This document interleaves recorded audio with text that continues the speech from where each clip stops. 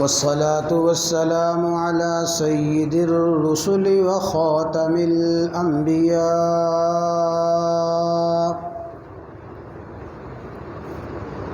اللهم صل على سيدنا ومولانا محمد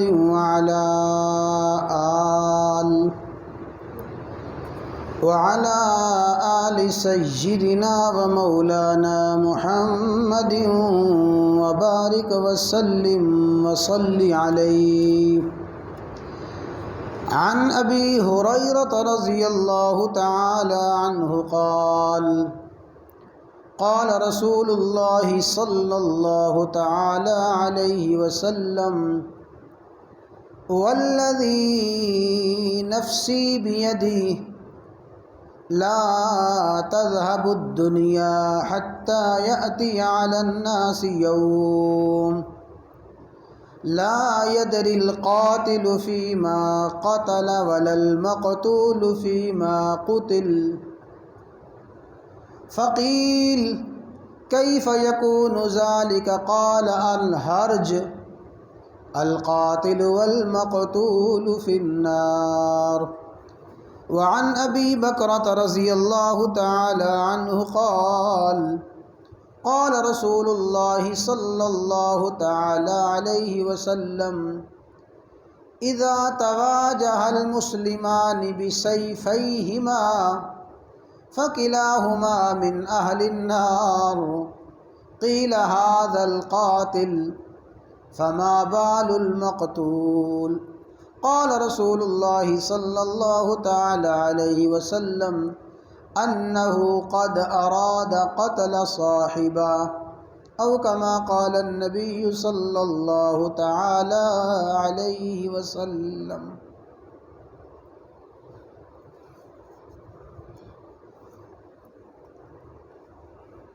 امام الانبیاء سید الانبیاء خاتم الانبیاء سیدنا و مولانا محمد الرسول اللہ صلی اللہ تعالی علیہ وسلم نے اپنی امت میں پیدا ہونے والے جس عظیم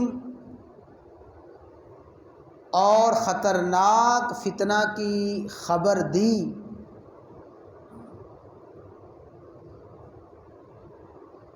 وہ عظیم اور تباہ کن فتنہ قتل ناحق کا فتنہ ہے. ناحق کسی کو قتل کرنا، ناحق خون بہانا. اس حوالے سے کل کے درس میں کچھ باتیں عرض کی گئی تھیں اور آج بھی دو احادیث مبارکہ اسی فتنے کے حوالے سے پڑھی گئی ہیں.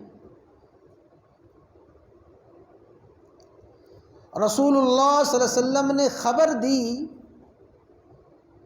والذی نفسی بیدہ، اس اللہ کی قسم ہے جس کے قبضہ قدرت میں میری جان ہے، لا تذهب الدنیا،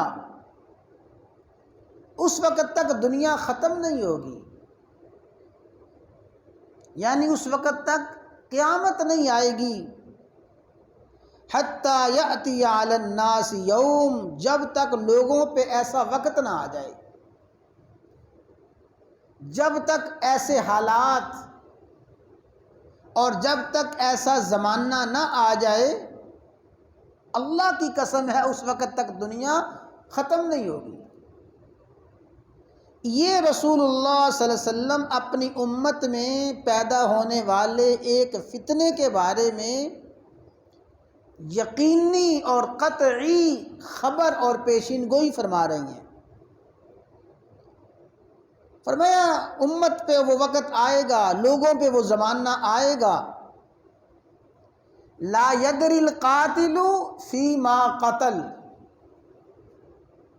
ولا المقتول فیما قتل، قتل کا فتنہ اتنا عام ہو جائے گا اور قتل اتنا عام ہوگا، قاتل کو پتہ نہیں ہوگا کہ میں نے قتل کیوں کیا ہے، اور مقتول کو یہ نہیں پتہ ہوگا مجھے قتل کیوں کیا گیا ہے۔ نہ قتل کرنے والا کوئی وجہ اور سبب بیان کر سکتا ہے، اور نہ مقتول کوئی وجہ اور سبب بیان کر سکتا ہے۔ قاتل کو نہیں پتہ میں گولی کیوں چلا رہا ہوں، میں حملہ کیوں کر رہا ہوں، اور مقتول کو نہیں پتہ کہ مجھے قتل کیوں کیا گیا ہے۔ فقیل کیف یکون ذالک، یا رسول اللہ صلی اللہ علیہ وسلم ایسا وقت کیسے ہوگا؟ کیا ایسا وقت بھی آ سکتا ہے کہ قاتل مقتول کو وجہ قتل ہی پتہ نہ ہو؟ فرمایا ہاں، وہ وقت اس وقت آئے گا اور یہ حالات اس وقت پیدا ہوں گے جب حرج ہو جائے گا۔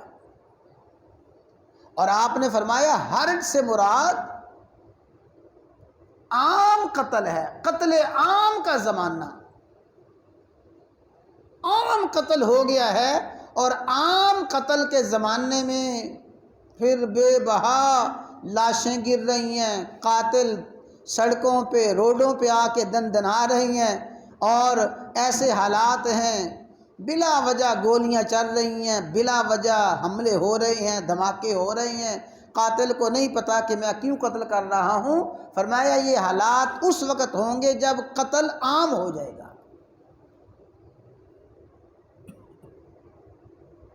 اور دوسری حدیث میں تھوڑے سے الفاظ تبدیل کر کے رسول اللہ صلی اللہ علیہ وسلم نے بڑی اہم بات فرمائی، توجہ کے ساتھ سماعت فرمائی۔ فرمایا اذا تواجہ المسلمان بسیفیہما، جب دو مسلمان تلوار اٹھا کے اور اسلحہ اٹھا کے ایک دوسرے کے مقابل آ جائیں۔ یہ بھی اللہ اکبر کا نعرہ بلند کر رہا ہے، اور دوسرا بھی اللہ اکبر کا نعرہ بلند کر رہا ہے۔ ایک گروہ وہ بھی ختم نبوت کا نعرہ،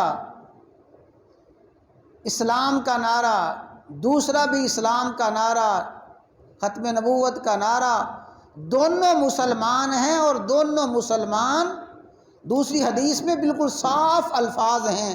فرمایا دونوں مسلمانوں کا کلمہ ایک ہوگا، اور دونوں مسلمانوں کا نعرہ ایک ہوگا، اور دونوں مسلمان ایک ہی بات اور ایک ہی کلمہ کہنے والے ہوں گے۔ تو ان حالات میں جب یہ دونوں اپنی تلوار اور اسلحہ اٹھا کے ایک دوسرے کے مقابل آ جائیں گے، فَكِلَاهُمَا مِنْ أَهْلِ النَّارِ، یہ دونوں دوزخی ہیں، دونوں دوزخی ہیں۔ اور توجہ فرمائیں، الفاظ ہیں اذا تواجہ المسلمان۔ رسول اللہ صلی اللہ علیہ وسلم نے تو خبر دی کہ وہ دونوں گروہ کیا ہوں گے جی؟ وہ دونوں گروہ مسلمان ہوں گے۔ اور آج ایک گروہ جو مسلمان ہونے کا دعوے دار ہے، دوسرے کو مسلمان تسلیم کرنے کے لیے ایک لمحہ کے لیے بھی تیار نہیں ہے۔ یہ بھی کوئی مسلمان ہے؟ فرمایا ہوں گے دونوں مسلمان، اور جب دونوں مسلمان تلوار اٹھا کے اسلحہ اٹھا کے ایک دوسرے کے مقابل آ جائیں گے، کلاہما من اہل النار، وہ دونوں جہنم میں جائیں گے۔ اور بھائی یہاں ایک علمی بات کی طرف اشارہ کر دوں، بعض مرتبہ ایسا ہوتا ہے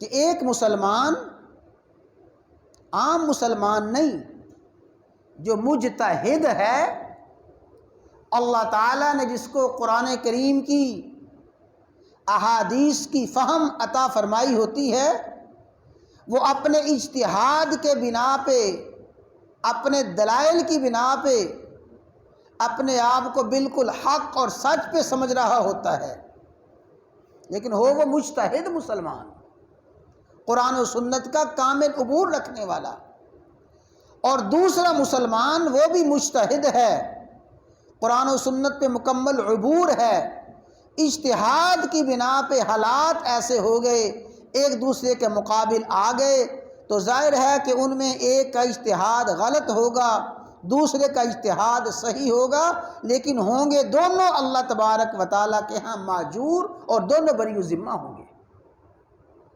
یہ وہ مختصر سی بات ہے جو میں نے عرض کر دی ہے۔ صحابہ کرام رضوان اللہ تعالی علیہم اجمعین میں جو حالات ہوئے، یہ جو حدیث مبارکہ ہے، یہ حدیث مبارکہ اسی وقت حضرت حسن بصری نے نقل کی۔ حسن بصری فرماتے ہیں کہ میں نے خرجت بصلاح لیال الفتنہ، فتنے کے زمانے میں اور فتنے کی راتوں میں میں نے اسلحہ اٹھایا ہوا تھا، تلوار اٹھائی ہوئی تھی، اور تلوار اٹھا کے نکل رہا تھا۔ فاستقبلنی ابو بکرہ، حضرت ابو بکرہ ایک صحابی ہیں، وہ مجھے ملے۔ حسن بصری تابعی ہیں، بہت بڑے محدث ہیں، فرماتے ہیں کہ میں نے اسلحہ تانا ہوا تھا اور اسلحہ اٹھایا ہوا تھا، اسلحہ اٹھا کے چلا جا رہا تھا۔ ابو بکرہ مجھے ملے، فقال این ترید، مجھے فرمایا این ترید، کہاں جا رہی ہو، کیا ارادہ ہے حسن بصری، یہ اسلحہ لے کے کہاں جا رہی ہو؟ فقلت ارید نصرت ابن عم، تو میں نے کہا، حسن بصری فرماتے ہیں میں نے کہا میرا ارادہ یہ ہے کہ میں رسول اللہ صلی اللہ علیہ وسلم کے چچا زاد بھائی کی مدد کروں، ابن عم رسول اللہ صلی اللہ علیہ وسلم، رسول اللہ صلی اللہ علیہ وسلم کے چچا زاد بھائی کی مدد کرنا چاہتا ہوں۔ اور یہاں ابن عم سے مراد وہوا علی ابن ابی طالب رضی اللہ تعالی، حضرت علی ابن ابی طالب رضی اللہ تعالی عنہ کے لشکر میں جاتا ہوں، اور لشکر میں جا کے ابن عم رسول اللہ علی ابن ابی طالب کی مدد کرنا چاہتا ہوں، اس لیے میں اسلحہ اٹھا کے جا رہا ہوں۔ ظاہر ہے کہ یہ وہ حالات تھے جن حالات میں حضرت علی رضی اللہ تعالی عنہ کے لشکر اور سیدنا امیر معاویہ رضی اللہ تعالیٰ عنہ کے لشکر آمنے سامنے تھے، اور جنگ کے حالات تھے۔ اس جنگ کے حالات میں یہ صحابی حضرت حسن سے پوچھتے ہیں کہ کیوں جا رہی ہو؟ حسن بصری سے کہاں جا رہی ہو؟ فرمایا میں تو رسول اللہ صلی اللہ علیہ وسلم کے چچا زاد بھائی کی مدد کے لیے جا رہا ہوں۔ اس وقت حضرت حسن بصری نے یہ حدیث مبارکہ سنائی تھی۔ تو رسول اللہ صلی اللہ علیہ وسلم کے صحابہ میں جو ایسی جنگیں ہوئیں، ان جنگوں کے بارے میں اہل سنت والجماعت کا عقیدہ یہی ہے کہ اگرچہ ایک گروہ کا اجتہاد غلط تھا، لیکن تھا وہ اجتہاد اور دلائل تھے، اور دوسرے گروہ کا اجتہاد صحیح تھا، جن کا اجتہاد صحیح تھا سیدنا علی المرتضیٰ رضی اللہ تعالیٰ عنہ، علی المرتضیٰ رضی اللہ تعالیٰ عنہ کا لشکر، وہ اس وقت حق پہ تھے، ان کا اجتہاد ٹھیک تھا۔ سیدنا امیر معاویہ رضی اللہ تعالیٰ عنہ اور اس سے پہلے سیدہ عائشہ رضی اللہ تعالیٰ عنہ کے لشکر جو اٹھے وہ خطا پہ تھے، غلطی پہ تھے، لیکن تھے اجتہاد کی بنا پہ، لہٰذا طعن و تشنیع اور تنقید کسی پہ نہیں کی جا سکتی۔ وہ دونوں اللہ تبارک و تعالیٰ کے ہاں پہنچ گئے، اور دونوں کا معاملہ اللہ تعالیٰ کے پاس ہے، لیکن ان جنگوں میں جو حق تھا، اور ان جنگوں میں جو سچ تھا، اور ان جنگوں میں جو حقیقت تھی، سیدنا علی مرتضیٰ رضی اللہ تعالیٰ عنہ کے ساتھ تھی۔ تو فرمایا جب دو مسلمانوں کے گروہ آپس میں آمنے سامنے آئیں گے اور اسلحہ اٹھا کے ایک دوسرے کا مقابلہ کریں گے، فَكِلَاهُمَا مِنْ أَهْلِ النَّارِ، دونوں کے دونوں دوزخی ہیں۔ قِيلَ هَذَا الْقَاتِلُ، یا رسول اللہ صلی اللہ علیہ وسلم قاتل کا معاملہ تو سمجھ آتا ہے کہ قاتل جہنم میں جائے گا، فما بال المقتول، مقتول جہنم میں کیوں جائے گا؟ جس نے قتل کیا وہ تو ظالم ہے، قاتل ہے، اس گناہ کی بنا پہ جہنم میں جائے گا، مقتول کیوں جائے گا؟ قال، آپ نے فرمایا مقتول جہنم میں اس لیے جائے گا انہو قد اراد قتل صاحبہ، اس کا بھی ارادہ تھا کہ میں اس اپنے مد مقابل کو قتل کر دوں۔ دونوں ایک دوسرے کو قتل کرنا چاہتے تھے، دونوں طاق میں تھے اور دونوں پوری تیاری میں تھے کہ کب موقع ملے اور میں اس کو قتل کر دوں۔ ایک کا وار چل گیا اور دوسرے کو موقع نہ ملا۔ وہ جو مقتول ہے اس کا ارادہ بھی تھا قتل کرنے کا، اس کو موقع نہ ملا، اس ارادے اور اس نیت کی بنا پہ مقتول بھی جہنم میں جائے گا۔ تو حضرات گرامی، رسول اللہ صلی اللہ علیہ وسلم کے بیان کیے ہوئے اس فتنے کو اور خبر اور آگاہ فرمائے ہوئے اس فتنے کو آج کے زمانے میں اپنی آنکھوں سے دیکھیں۔ ہر آدمی ان حالات کو جانتا ہے کہ قتل اتنا عام قتل اور ایسی قتل کی کثرت، قاتل مقتول دونوں کو نہیں پتا کہ وجہ قتل کیا ہے۔ اور آخری بات سن لیں، ہمارے آقا سیدنا و مولانا محمد الرسول اللہ صلی اللہ علیہ وسلم نے قتل سے، لڑائی جھگڑے سے بچنے کا جو سب سے بہترین نسخہ ارشاد فرمایا، ایسا نسخہ کہ جو اس نسخے کو استعمال کر لے کوئی لڑائی جھگڑا، کوئی قتل ہوگا ہی نہیں۔ فرمایا جو میرا امتی حق پہ ہونے کے باوجود، توجہ کے ساتھ حدیث سن لیں، اللہ تعالی ہمیں عمل کرنے کی اور آگے پہنچانے کی توفیق عطا فرمائے۔ فرمایا جو میرا امتی حق پہ ہونے کے باوجود، سچ پہ ہونے کے باوجود محض لڑائی جھگڑے اور قتل سے ڈرتا ہوا اپنے حق سے دستبردار ہو جائے، ہے بالکل 100% سچا، ہے برحق اور 100% حق پہ ہے، لیکن اسے پتہ ہے کہ میرے اس حق پہ کھڑے ہونے کی وجہ سے جھگڑا ہوگا، قتل ہوں گے اور معاملات بڑھ جائیں گے۔ فرمایا جو حق پہ ہونے کے باوجود محض جھگڑے اور قتل سے بچتے ہوئے اپنے حق سے دستبردار ہو جائے، ایسے امتی کو میں جنت کے درمیان محل کی ضمانت دیتا ہوں۔ اللہ اکبر! اس سے بڑھ کے سچا اور اس سے بڑھ کے سچا ضامن اور اس سے بڑھ کے قابل اعتماد ضامن کون ہو سکتا ہے؟ فرمایا محض جھگڑے سے بچنے کے لیے، اختلاف سے اور قتل سے بچنے کے لیے اپنے حق کو چھوڑ دیتا ہے، اسے جنت کے وسط میں، یہاں وسط جنت سے مراد جنت کا بہت اعلیٰ عظیم محل، فرمایا میں ضامن ہوں، رسول اللہ صلی اللہ علیہ وسلم فرمایا میں ضمانت دیتا ہوں اس شخص کو جنت میں محل کی، دنیا میں اپنا معمولی سا حق چھوڑ دے جھگڑے سے بچنے کے لیے، جنت میں آ کے مجھ سے محل لے لے۔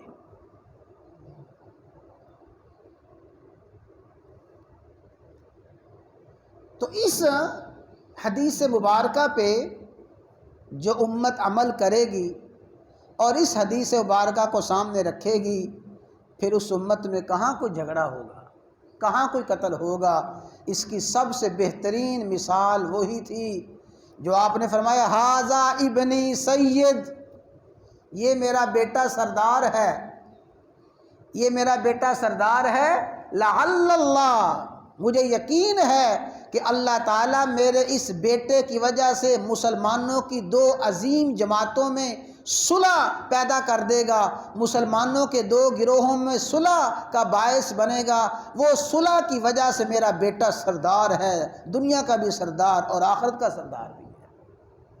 اور آپ جانتے ہیں یہاں ابنی سے مراد حضرت حسن رضی اللہ تعالیٰ عنہ 100% حق پہ تھے، سچ پہ تھے، اور حضرت حسن رضی اللہ تعالیٰ عنہ کے مقابلہ میں اس وقت سیدنا امیر معاویہ جو لشکر لے کے آئے تھے، اس وقت حضرت حسن عظمت کے لحاظ سے، مقام کے لحاظ سے، موقف کے لحاظ سے 100% حق تھے، لیکن آپ نے محض مسلمانوں میں قتل عام کی وجہ سے، مسلمانوں میں اختلاف بڑھنے کی وجہ سے اپنے حق سے دستبرداری کی۔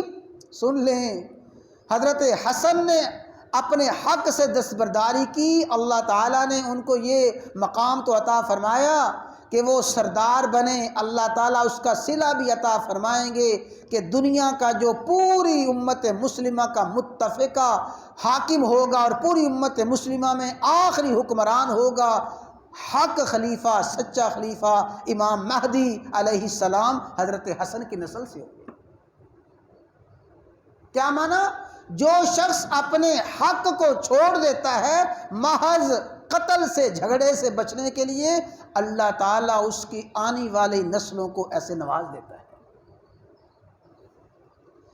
مولانا طارق جمیل صاحب نے ایک مرتبہ بڑی خوب بات فرمائی، میں نے شاید سنائی بھی ہو، خود میں نے سنی، ناروال میں بیان تھا مولانا کا، بڑا عرصہ پہلے کی بات ہے۔ فرمانے لگے کہ مجھے تقریباً 35-40 سال ہو گئے ہیں، میں دعوت کے سلسلے میں، تبلیغ کے سلسلے میں عرب ممالک میں بھی جاتا ہوں، کوئی عرب ملک ایسا نہیں ہے جہاں اللہ تعالیٰ نے مجھے نہ پہنچایا ہو۔ تو فرمایا کہ عرب ممالک میں جاتے ہیں تو ظاہر ہے کہ بڑے بڑے شاہی خاندانوں سے ملاقات ہوتی ہے، شہزادوں سے اور عرب حکمرانوں سے میری ملاقات ہوتی ہے۔ فرماتے ہیں کہ جب بھی میں کسی شہزادے سے اور عرب حکمران سے ملاقات کرتا ہوں، ہر کسی سے ایک سوال ضرور کرتا ہوں، ایک سوال میں نے ہر کسی سے کیا ہے کہ بھئی یہ بتاؤ تمہارا تعلق کس قبیلے کے ساتھ ہے؟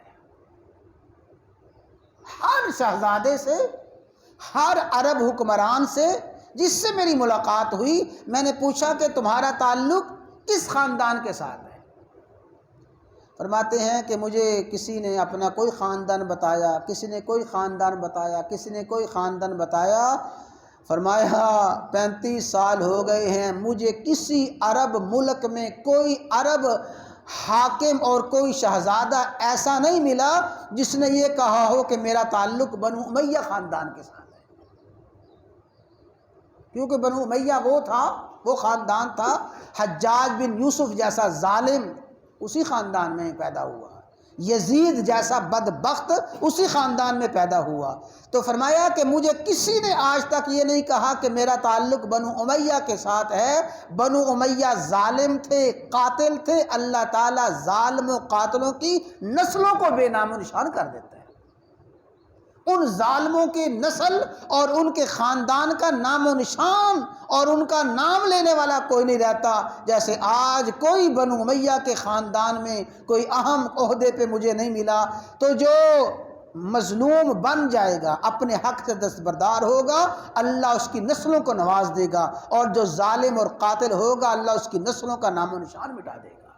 اللہ تبارک و تعالی مجھے، آپ کو اور پوری امت مسلمہ کو اس عظیم فتنے سے محفوظ فرمائے، اور اللہ تعالی ہر حال میں ہمیں ظلم سے محفوظ فرمائے۔ اگر وقت آ جائے اللہ تعالی ہمیں مظلوم بننے کی توفیق عطا فرمائے۔